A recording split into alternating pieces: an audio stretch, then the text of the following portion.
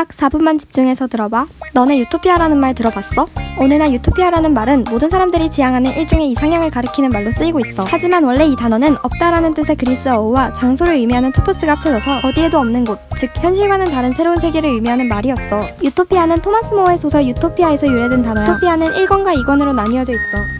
1권에서 토마스 모어는 영국 국왕 헨리 8세의 대사가 되어 카스티아 국왕 카를로스 무역 분쟁을 해결하기 위해 대륙으로 건너갔다가 그곳에서 친분이 있었던 에라스무스의 제자 페토일레스를 만났어. 그리고 이 페토일레스는 포르투갈인 탐험가 라파엘을 소개시켜줘. 이야기를 나눈 후 토마스 모어는 라파엘을 높이 평가하고 왕의 고문이 될 것을 권하지만 라파엘은 왕을 비판하면서 유토피아라는 나라를 언급해. 토마스 모어는 라파엘에게 도대체 유토피아가 어떠한 섬인지 더 자세하게 말해줄 것을 부탁하지. 이어 2권에서는 저자 토마스 모어 자신이 아닌 라파엘을 내세워 유토피아를 구체적으로 소개하고 있어.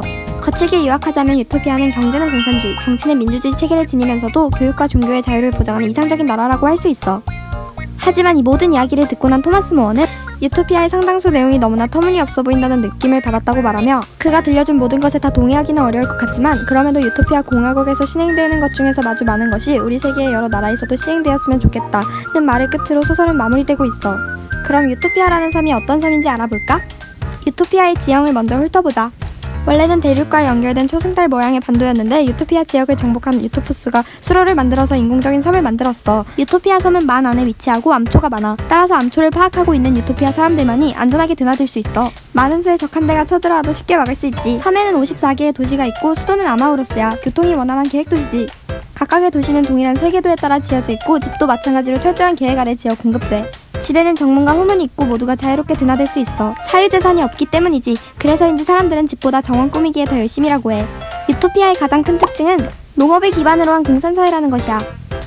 모든 농촌지역은 농사를 짓는데 필요한 농기구를 갖추고 있으며 도시민들은 자기 차례가 되면 번갈아 농촌지역으로 와서 노동을 해.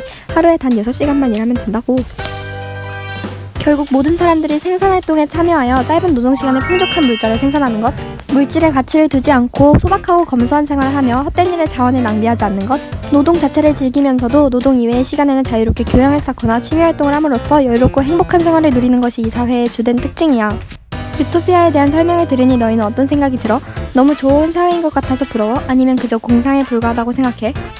중요한 건 모어가 꿈꾸는 사회는 모두가 평등하고 행복한 비물질적인 사회라는 것이야.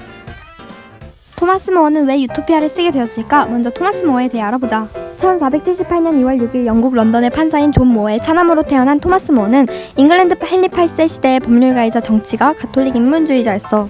토마스 모어와 헨리 8세의 관계도 아주 흥미로운데 궁금한 사람은 이전 영상을 보는 것을 추천할게. 그가 30대 중반에 쓴 소설책이 바로 유토피아야. 토마스 모어는 당대의 영국과 유럽 사회상을 비판하는데 책의 상당 부분을 할애하고 있어. 특히 1권에서 영국의 불평등하고 부정의한 사회 구조에 대해 비판하고 있지. 당시 영국 사회의 범죄가 지배층의 탐욕과 불평등한 사회구조 때문에 발생한다는 점을 강조하고 있어. 토마스 모어는 자신이 속한 지배계급에 대해 신랄한 비판과 발언을 서슴없이 하고 있어. 우리는 그의 글을 통해 그가 자신의 사리사욕이 아닌 가난한 대중의 삶에 관심을 가지고 있다는 것을 알 수 있어. 또 그가 이 책을 통해 지적하고자 했던 것은 당시 사회적으로 당연시되던 물질주의적 풍조야. 당대 사람들이 물질에 지나친 가치를 두며 물질로 타인을 판단하고 자신의 우월성을 과시하려는 경향이 있음을 비판하고 있어.